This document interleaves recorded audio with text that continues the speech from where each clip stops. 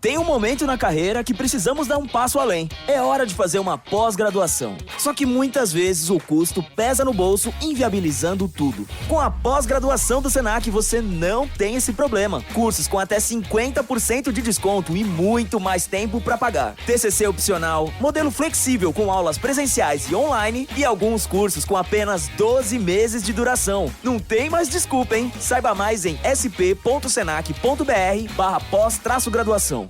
How would you like a 15% discount to my daily email, the stack of stuff, the show notes, discounts to the conference, all of that? All you need to do is text the word show to 33777. You'll get the annual subscription with a 15% discount to my daily email. You'll get the stack of stuff, the links to the show notes, discounts to the conference, and so much more. All you have to do is text the word show, S-H-O-W, to 33777. Text show to 33777.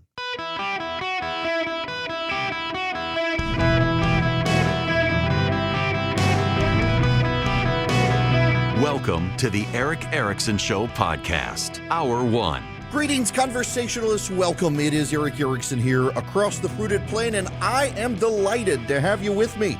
The phone number, if you want to be on the program, 877-973-7425. As always, text Eric, E-R-I-C-K, to 33777. And you, my friends, can be on the program. I am glad to have you with me.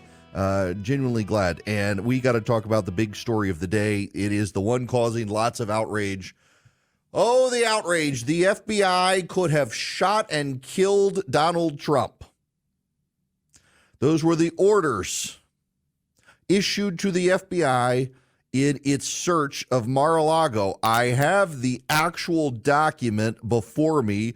The use of deadly force. Law enforcement officers of the Department of Justice may use deadly force only when necessary. That is, when the officer has a reasonable belief that the subject of such force poses an imminent danger of death or serious physical injury to the officer or to another person.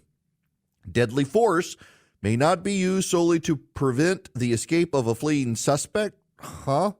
Firearms may not be fired solely to disable moving vehicles. Specifically, firearms may not be discharged at moving vehicles unless a person in the vehicle is threatening the officer or another person with deadly force by means other than the vehicle, or the vehicle is operated in a manner that threatens to cause death or serious physical injury to an officer or others, and no other objectively reasonable means of defense appear to exist, which includes moving out of the path of the vehicle. If foreseeable, and if to do so would not increase the danger to the officer or others, a verbal warning to submit to the authorities of the officer shall be given prior to the use of deadly force. Warning shots are not permitted outside of the prison context. They weren't at a prison. Officers will be trained in alternative methods and tactics for handling resisting subjects, which must be used when the use of deadly force is not authorized by this policy. Y'all, I realize that many people have been whipped into furious outrage over this revelation that there was a use of deadly force authorization of the search warrant of Mar-a-Lago. Marjorie Taylor Greene on Twitter suggests they could have assassinated Donald Trump. I understand some of you want to be outraged about everything these days. This isn't something to be outraged about because this is the pro forma language that every search warrant receives from the Department of Justice and the FBI. It's why they include the language, warning shots are not permitted outside of the prison context. Why include that language when you're searching Mar-a-Lago? Because they just copied and pasted the pro forma policy statement use of deadly force. That's what they did. Issued in July 19th of 2022. That's their updated policy statement use of deadly force. This isn't something to be outraged about. What is to be noted is the idiocy of Merrick Garland and the Department of Justice, knowing the outrage would come, and they didn't think maybe we should not put the standard pro forma arrangement in. So when the FBI searches a property, a private residence, they are authorized to use deadly force if someone attempts to attack the officers, and it's put into the warrants and the paperwork. It happens in every warrant. that the FBI uses to search private property. And they put in just the pro forma statement, which is, they literally copy and paste, which is why the prison context language is in here. This isn't something unusual. This is something routine. The problem here is not that they did this. And keep in mind, for those of you who are just desperate to be outraged about this, like Marjorie Taylor Greene, do please remember the facts, not your truth, but the actual truth. The FBI coordinated with the Secret Service to search the property when Donald Trump was not present. So no, there was no even opportunity for the FBI to attempt to fire shots at Donald Trump. They would not have been authorized to anyway unless they were in reasonable belief that they were in imminent danger of death, according to the language. I don't think the near 80-year-old charging them was something they would think was imminently putting them in danger of death. But nonetheless, they coordinated with the Secret Service to make sure Donald Trump wasn't even going to be around when they searched. They coordinated with the Secret Service. This is not in dispute. This is in the documentary filings. This is in the statements made at the time. This is in the news reports at the time with quotes from the Trump team. What this signals, however, is the idiocy of the Department of Justice. We're a nation run by morons, including Merrick Garland. They should have known that if this was made public, the Trump campaign would play it up. They should have known. This was a very unique situation, a very unique historic situation. Never before has a former president of the United States had his home raided by the federal agents under the control of the current president of the United States. They did not have to make it pro forma. They did not have to cut and paste. The fact that they did just shows how unthoughtful these people are. If you want to be outraged, don't be outraged by the fact there was a use of force provision included, because it's included in every search of private residence by the FBI. Be outraged by the fact that the Department of Justice is so unthinking and so devoid of reasonable people that they could not foresee that this sort of outrage was going to happen. It's just dumb that it got put in there. Yes, I realize for all the people wanting to defend the FBI and wanting to defend the Department of Justice, you're absolutely right. They put it in every single one. And so the unthoughtful automatons could copy and paste as they always do. The problem, however, is that this was a historic moment, and they didn't think about the political ramifications, and frankly, they should. And I realize there will be progressives who say, well, they shouldn't think about the political ramifications because it's the Department of Justice, and this is about justice, and who cares about the politics? Merrick Garland is a political appointee in a political operation run by the politically elected president of the United States. They got to care about the politics, whether they want to or not. You can hold your head up high and say, eschew the politics of the age. This is about justice. And even Lady Liberty is pulling up her blindfolds like, damn, that was idiot. See, that was an idiot thing to do. Yeah, even Lady Justice is like shocked that they were dumb enough to do that. There was never a danger to President Trump's life. There's never a danger to anyone's life at Mar-a-Lago. They were going in there catching classified documents. And by the way, side note, while everybody's out there being outraged by the outrage about the outrageousness of the outrage of the pro forma cut and paste, everybody gets its statement, turns out if you actually read the filings where all the outrage about the outrage over the outrageous nonsense of nothingness distracts from the fact that after the FBI left, they found more classified documents. The lawyers did. So the bungling FBI agents who pro forma copied and pasted a deadly force statement without thinking of the ramifications it was made public, went to Mar-a-Lago, found a bunch of classified documents, and didn't even bother to find them all. It was Trump's lawyers found more and handed them over. And the Trump team gets to say, look, this was all benign. We found some that the FBI didn't even find, and we handed them over. We didn't try to keep them. The FBI didn't even do its job well. There's, y'all. Just the stupidity of all of it. It's just all so stupid. The outrage by the outrage artists that, oh my God, they were going to shoot the president of the United States. Oh, they authorized force to murder Donald Trump. Never mind, they coordinated with Secret Service to make sure he wasn't on the property at the time. No. Let's be outraged for the sake of being outraged, because outrage is a choice and we wish to choose to be outraged by something. The real outrage is that your taxpayer dollars went to a raid on Mar-a-Lago and the FBI didn't even do a good job.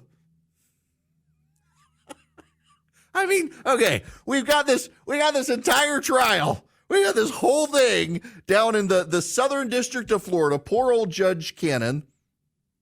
The FBI sweeps through and says, we found all of these documents. We found hundreds of classified documents. We got all these documents. The grand jury requested them. Donald Trump said he didn't have them. We went in. We found war plans for Iran. And then Trump's lawyer's like, you idiots. 4 months after you left, we were still finding classified documents. Nobody got them. You didn't get them. They were in Donald Trump's bedroom, a place you searched and didn't get classified documents. Geniuses, all of you. Well done. Everybody involved in the story is somewhat contemptible. Morons, all of them. Merrick Garland really should be fired. The man is clearly out of his league. Mitch McConnell did the country a solid by keeping the man off the United States Supreme Court. It really is remarkable. Here we are with the FBI's. I laughed when I saw this because I had seen several people who are familiar with the FBI say, wait, I looked at the document. The document's so pro forma, they even left in the statements about prison. And I was like, that can't be. Surely they took the time to be more nuanced. No. Warning shots are not permitted outside of the prison context. Officers must prevent or stop as appropriate another officer from engaging in excessive or unlawful force or force that violates DOJ policy. Officers should seek to gain voluntary compliance before using force if feasible, and doing so would not increase the danger to the officers or others. And my personal favorite one beyond the prison one is the vehicles one. A person, you're not allowed to shoot at a moving vehicle. You're not allowed to shoot at a moving vehicle unless it's charging you. And even then, you're not allowed to shoot at the moving vehicle if you can jump out of the way. Can you imagine Donald Trump? Donald Trump gets in the limo, gets behind the wheel of the car, and floors it at the FBI agent. And the FBI agent, bound by this policy, is like, oh, look, I got 5 feet. I can jump out of the way. I can't shoot the former president. But he's not even there because they coordinated with the Secret Service for him not to be there. The fact that I've got to start the show today to calm people down who are just at this point, everyone on both sides are predisposed to be outraged about everything. If you're outraged about everything, you're not really outraged about anything. It's your just default to have your blood pressure go up. Also, why can't they fire a warning shot outside prison contact? That's my question. I mean, why not fire the warning shot? I realize the bullet's going to go up and it's going to come down somewhere. And so you're okay if it comes down in a prisoner, so you could do that. But otherwise, Merrick Garland should be fired. The man's an idiot. He needlessly caused provocation. You got all the Trump fans whipped up into a frenzy that this was somehow going to be a violent attempt to assassinate Donald Trump, which isn't true. All they had to do was leave the statement out. You're going to Mar-a-Lago. You've already coordinated with the Secret Service. If it's that big of a deal, it's that historic, you had to get all the I's dotted and all the T's crossed. You could have said, maybe we shouldn't put in our pro forma copy and paste statement on deadly force, because if it ever gets public, we know that the man who politicizes everything against us could politicize it against us, and maybe it's not smart to do, and yet they did it anyway. The story here is not that they had permission to kill Donald Trump. The story here is that the Department of Justice is run by a bunch of morons. And they're still in charge. Ideal mesmo para o mundo atual seria fazer o ensino médio junto com o curso técnico, certo? É no Senac que o aluno tem autonomia de verdade, formação cidadã, foco na diversidade, preparação para o Enem, material didático sem taxas e muito mais. Na real, tem tudo que você precisa para se sentir preparado para a vida. Seja para entrar no mundo do trabalho ou te ajudar a decidir o que fazer na faculdade. Quer saber? Senac. Vem comigo. Acesse sp.senac.br/ensino-médio-técnico. Hello there. Welcome. It is Eric Erickson here. The phone number 877-973-7425. For everyone outraged over the FBI, just allow me to read you a news excerpt from the time that the raid happened, confirmed by FBI sources and by those close to the Secret Service and Trump campaign. FBI agents found ways to make the search less confrontational than it otherwise could have been. The search would take place when Trump was in New York and not in Palm Beach. The Secret Service would receive a heads up a few hours before FBI agents arrived to avoid any law enforcement conflict, and agents would wear white polo shirts and khakis to cut a lower profile than if they wore their traditional blue jackets with FBI insignia. On August 8th, FBI agents scoured Trump's residence, office, and storage areas and left with more than 100 classified documents, 18 of them top secret. No, Donald Trump was not present. It was coordinated in advance with the Secret Service. The hysteria that they could have shot and killed Donald Trump is partisan rhetoric designed to keep you outraged. And here's my issue with this. There's so much today for you to be outraged about.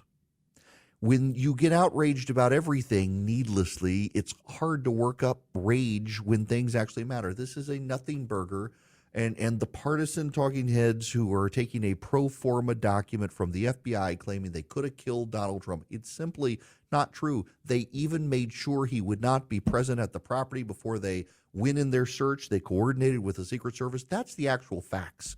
That's the actual truth of the matter. You don't get your truth on this. You don't get your facts on this. You get the facts. And the fact is they coordinated ahead of time and made sure Donald Trump wasn't going to be there. So there was never a chance he would be on the property, never a chance he could be shot. And for those of you who say he could, you are lying, and I would urge you to repent.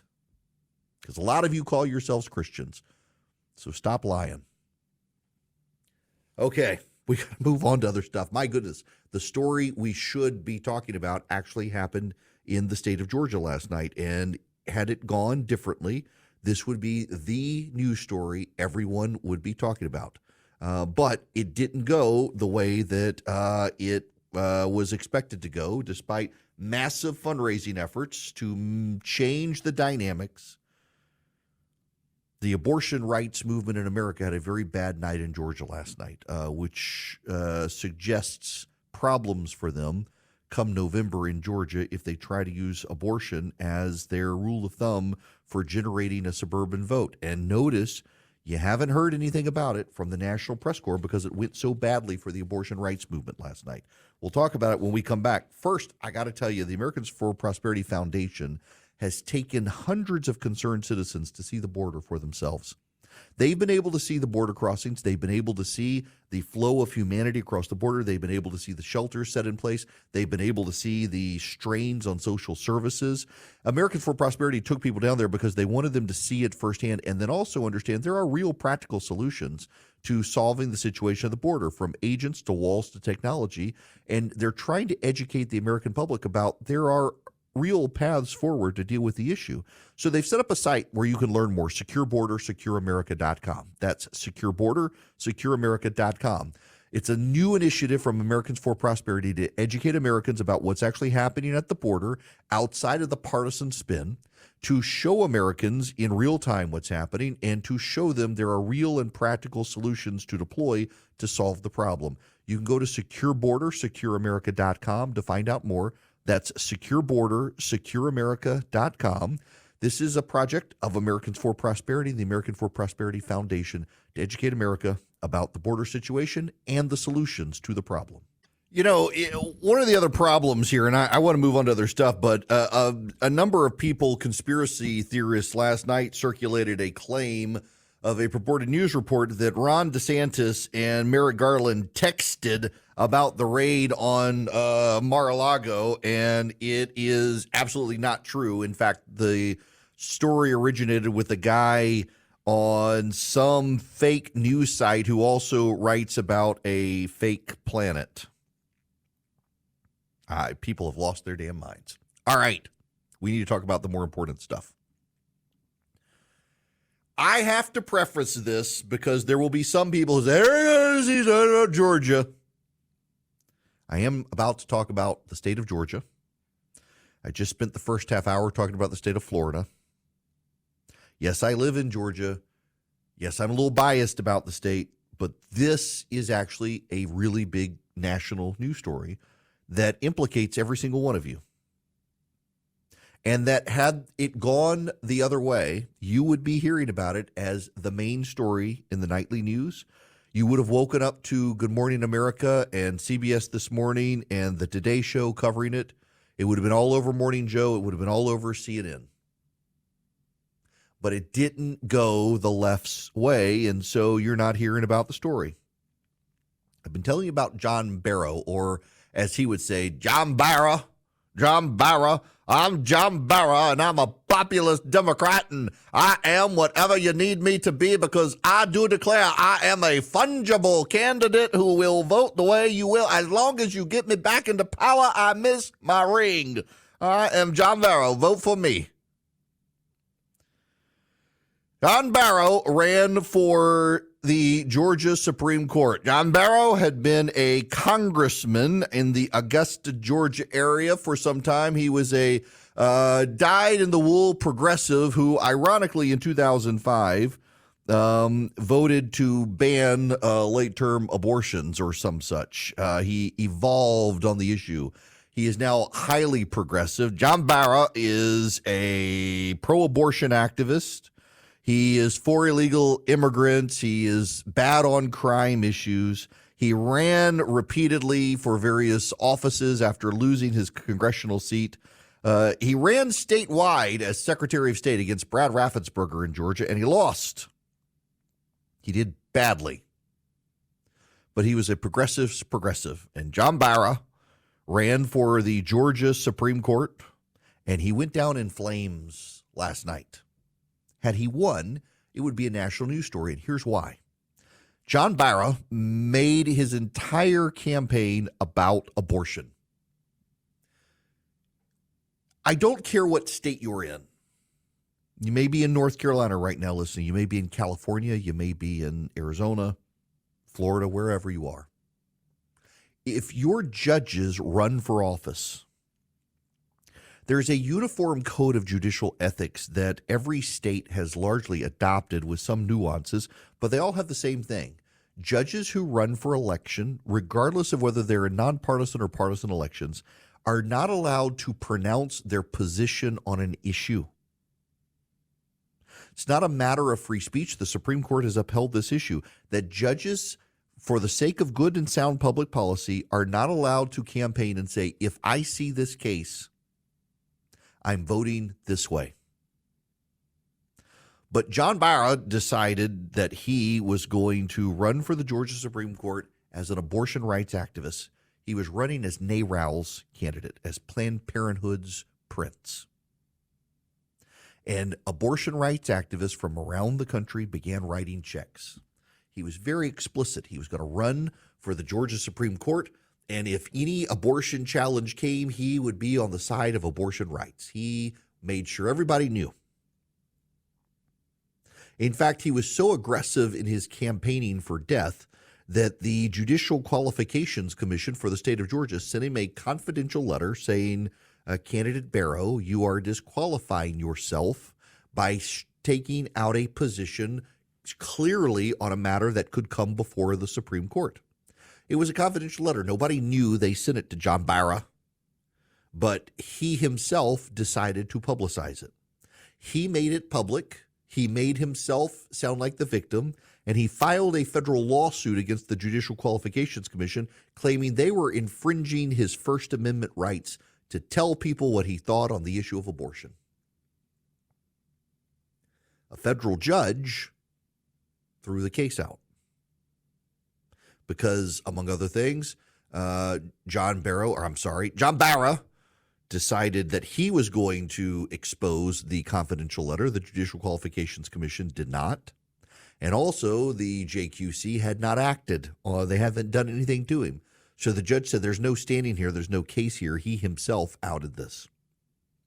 But John Barrow decided to out the letter and to make a big deal about it because he wanted everyone to know where he stood on abortion. He seized the opportunity to re-amplify the fact that he was the abortion candidate. And by the way, it worked nationally. Nationally, John Barrow's campaign for the Georgia Supreme Court became a cause célèbre for left-wing activists around the country. Not only that, he was running against a guy with no campaign apparatus. His opponent is a guy named Andrew Pinson. Andrew Pinson is a fresh appointee to the Georgia Supreme Court. He never ran for it. He was appointed by Governor Brian Kemp. He did not have a strong campaign. He did not have a lot of money. He was not an aggressive fundraiser. John Barrow raised more money than him, spent more money than him, and had higher name ID than him statewide because he's run repeatedly for Congress, for Secretary of State, for other things. And John Barrow got crushed last night. Curb stomped by Andrew Pinson. Again, this is important. If John Barrow won last night, John Barra, that's how he says it. Had he won last night, it would be a main story on CNN today. Yet again, in the conservative South, abortion rights activists scored a big victory. They've slowly begun to find a path to take Supreme Courts in the South. They've begun by advancing John Barra to the Georgia Supreme Court on an explicit campaign of preserving and expanding abortion rights. It'd be all the talk from Mika Brzezinski this morning. On CNN, they would cover it. It'd be on, Gayle King would talk about it on CBS. The Today Show, Good Morning America, they'd all be covering this victory in Georgia because it was an advance for an abortion rights activist to the Georgia Supreme Court in the South in a state that passed a 6-week fetal heartbeat ban. Funded by progressive activists around the country, endorsed by pro-abortion activists and groups around the country who poured money in to try to help. But he lost. What are the biases in the media? There are lots of biases in the media. But one of the biases in the media is the stories they don't tell. The details they don't give you. And this is the one that I have noticed the most, having been at CNN for a number of years and then at Fox. Particularly pervasive when I was at CNN, the stories they didn't want to talk about. When I was at CNN, they would oftentimes ask me if I had ideas on stories, and I would give them stories. And I don't think in my 3 years at that network they ever covered anything that I was talking about. But constantly I was forced to go on the network and cover stories that originated on left-wing sites, Talking Points Memo, Daily Kos, things like that. They never wanted to cover the conservative story.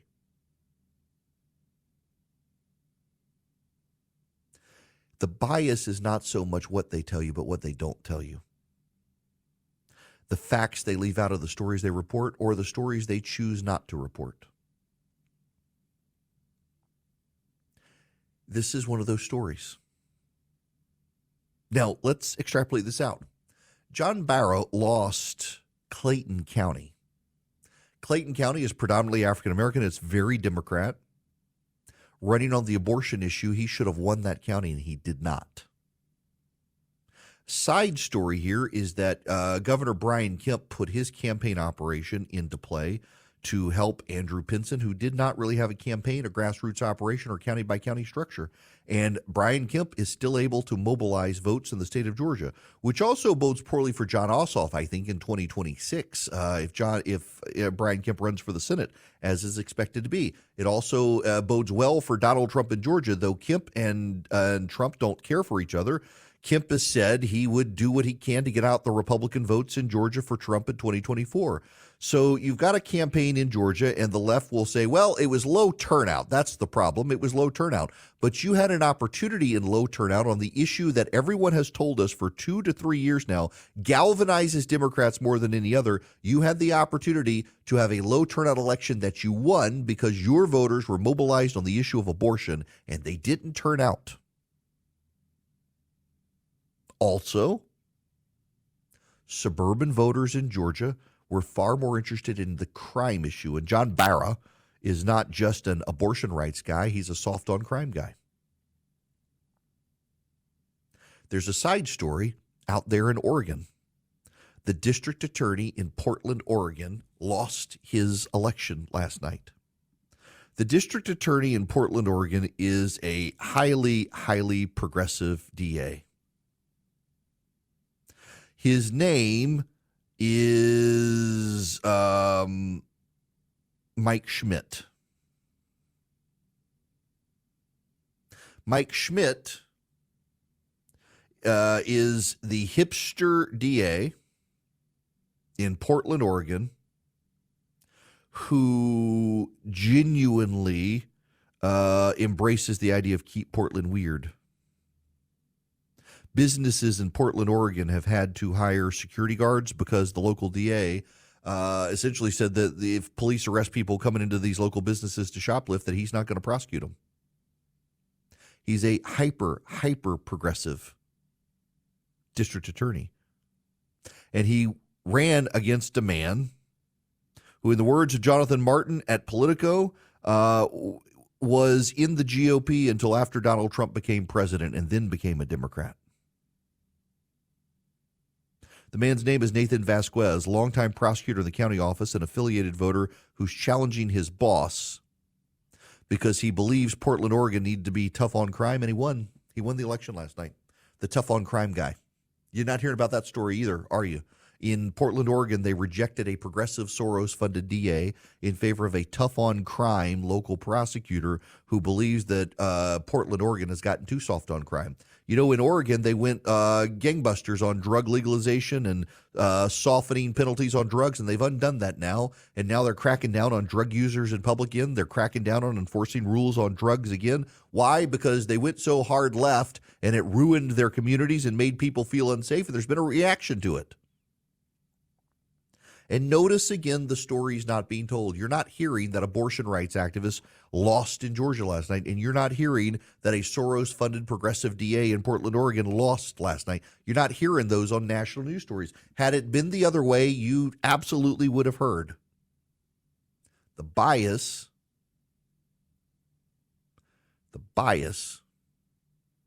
is in what they don't tell you. But that's what you have me for.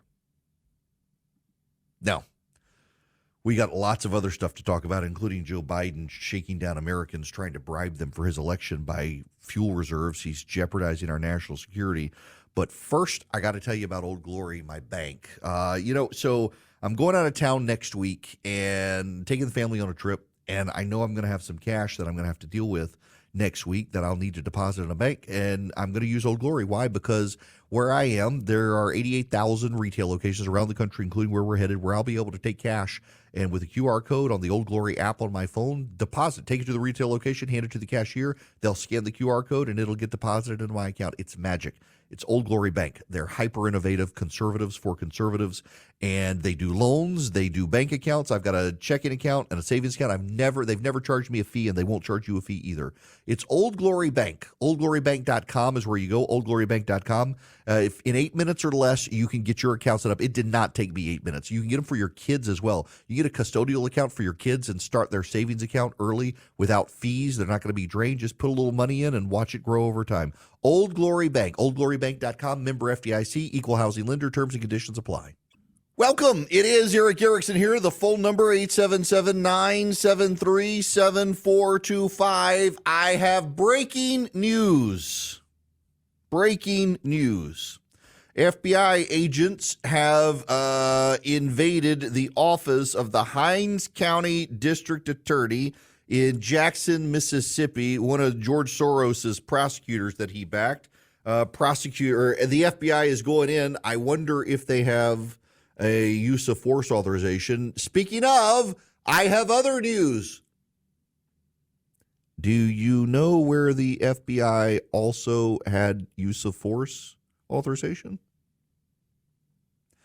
It wasn't just Mar-a-Lago. It turns out the FBI did not just have a use of force authorization at Mar-a-Lago. They also had one at Joe Biden's residence. Yes, good for the goose, good for the gander, I guess. Bipartisan assassinations by the FBI, I guess. No, that's why this story is so dumb. A pro forma outrage over a pro forma form. The use of force authorization was also in the Joe Biden search of his home and garage. Stop being outraged for the sake of being outraged, people. There's plenty of stuff to really be outraged about.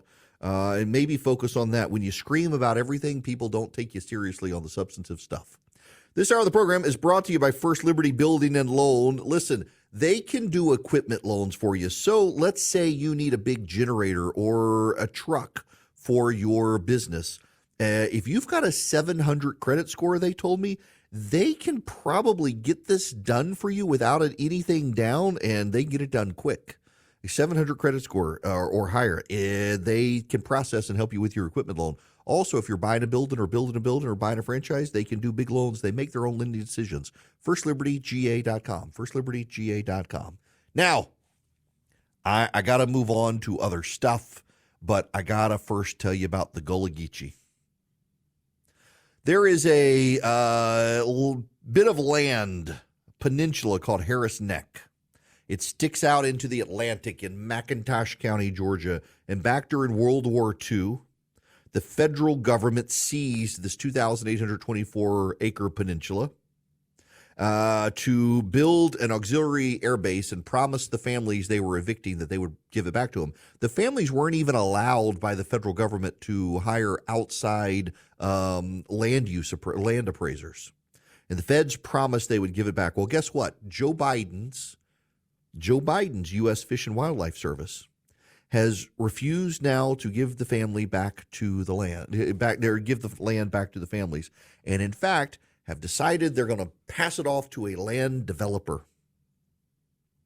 You got 69 documented descendant families, and Joe Biden, who talks a great game on racial reconciliation in this country and the systemic racism in this country, Joe Biden's administration has decided to screw those families and hand it off to someone else, despite federal government promises to give those families back the land. The families are headed to Washington, D.C. to raise awareness, and they should. They should. The Gullah Geechee community had this land taken from them. They were given what the federal government wanted to give them. They were not allowed their own outside appraisers. They were barred access from the land. Eminent domain was used with a very explicit open promise to return the land to the families after the war was over. The federal government has never kept its promise. Joe Biden has promised repeatedly to right wrongs and make black families whole. Here are a group of black families who can document their ownership claim to the land, and Joe Biden's government has decided, nope, we're not giving you back the land we promised to give you. Clearly, it's the systemic racism, and they will say, see, it's just proof we're systemically racist. We have no reason to give you the land. When we come back, one of the things Joe Biden wants to do is bribe Americans. He's releasing gas reserves to do it, jeopardizing our national security.